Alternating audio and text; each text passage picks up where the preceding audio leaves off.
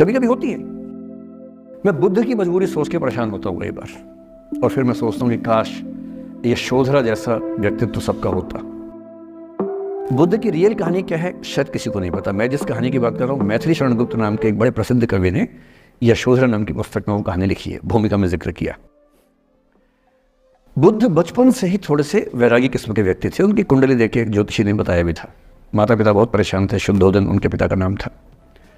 माता पिता ने बहुत कोशिश की कि इस बच्चे का मन विरक्त ना हो। अच्छा महल बनवाया, सारी सुविधाएं दी।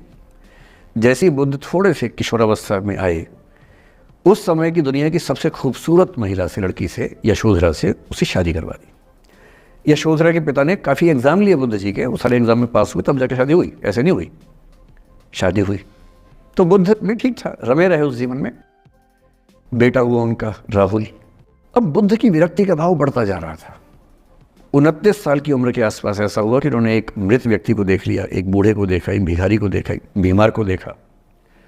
विरक्त हो गए और उनका मन हुआ घर छोड़ दूं, ज्ञान की खोज में चला जाऊं। अब ज्ञान की खोज में जाएं, उनको पता है कि भाई मेरी पत्नी भी है, मेरा बेटा भी है, राज्य भी है, कैसे छोड़ दूं? छोड़ना जरूरी है। अंदर की आवाज है कि छोड़ो, तुम इस चीज के नहीं बने हो, तुम्हारा स्वधर्म कुछ और है। बाहर की जिम्मेदारी है कि छोड़ नहीं सकते।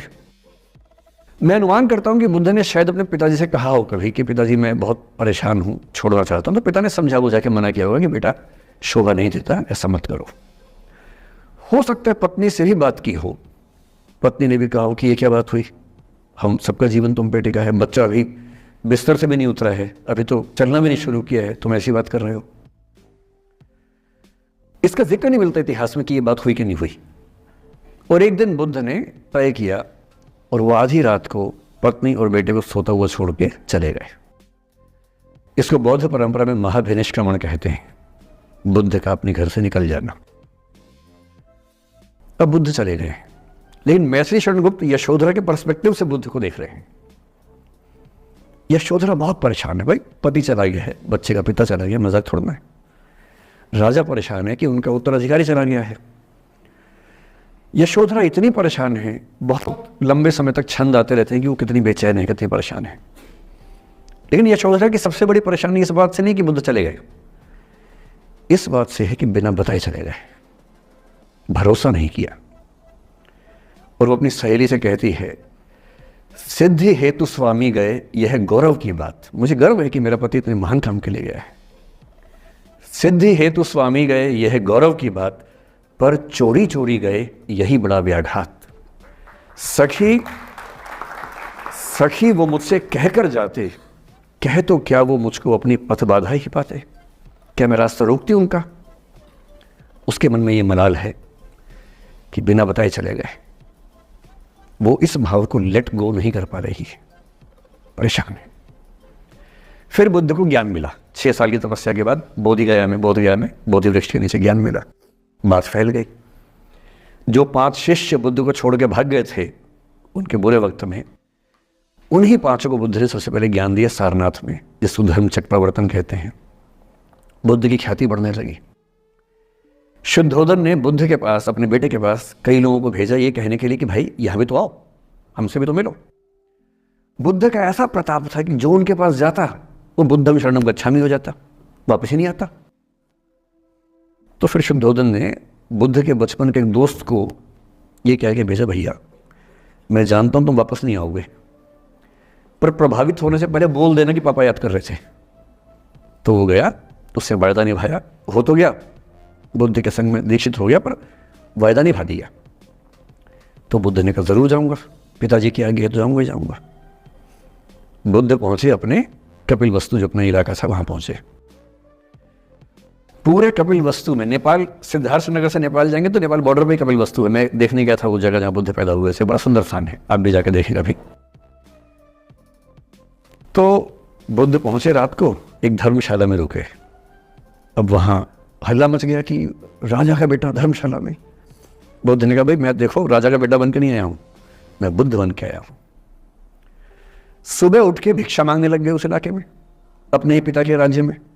पिता ने सिर पीट लिया कि भाई क्या कर रहे हैं। फिर बुद्ध ने सूचना भिजवाई कि मैं बुद्ध हूं, बेटा हूँ संयोग से, ठीक है, मैं आ रहा हूँ मिलने के लिए, पर मैं बुद्ध होके आया हूँ, मेरी चर्या है, नियम है, मैं भिक्षा से ही जीवन जीता हूँ अपना। ठीक है, पिताजी ने कहा चल कोई बात नहीं। फिर बुद्ध गए पिता से मिलने, पिता से मिले, सबसे मिले, भरी सभा में, लेकिन यशोधरा नहीं आई मिलने के लिए, लेट गो नहीं कर पा रहे थे। उसके मन में दर्द था, छुप के क्यों गया, बता के जाता। बुद्ध ने पूछा पिता से कि यशोधरा कहाँ है, तो बोले कि वो कह रही है कि अगर बुद्ध मिलना चाहेंगे तो खुद ही मिलने आएंगे मुझसे, मैं क्यों जाऊंगी भाई, आत्मसम्मान भी तो कोई चीज़ है, मैं क्यों मिलने जाऊंगी। तो बुद्ध मिलने गए।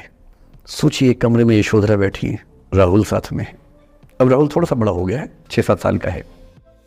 बुद्ध गए हैं। अब आपके मन में आ रहा है कि बुद्ध वहाँ जाके बोलेंगे सॉरी मैंने गलत किया, I hurt you, I really feel sorry. Buddha है वो बुद्ध, वहाँ जाके क्या बोल रहे पता है, भिक्षाम देहि, भिक्षा दो। और यशोधरा कितनी महान महिला रही होगी, उसने अपने बेटे का हाथ बाप के हाथ में दे दिया। लेट गो का इससे महान उदाहरण दुनिया के इतिहास में नहीं है कि चलो आखिर तुमने आके झुक के कुछ मांगा तो सही। उसकी जितनी ईगो थी, अहंकार था, सब विगलित हो गया। और जो औरत परेशान थी कि मुझसे बिना बताया गया, उसने अपने बेटे को दे दिया कि इसको लेके जाओ, क्योंकि मैं जानती हूं कि तुम महान काम कर रहे हो, और तुम महान काम कर रहे हो तो मैं क्यों बीच में आऊंगी भाई। मेरा पति महान काम कर रहा है तो मुझे खुशी होनी चाहिए, और तुम्हारी उस खुशी में मैं क्यों पीछे हटूं। बस मुझे भरोसे में लेके जाते तो और खुश होती।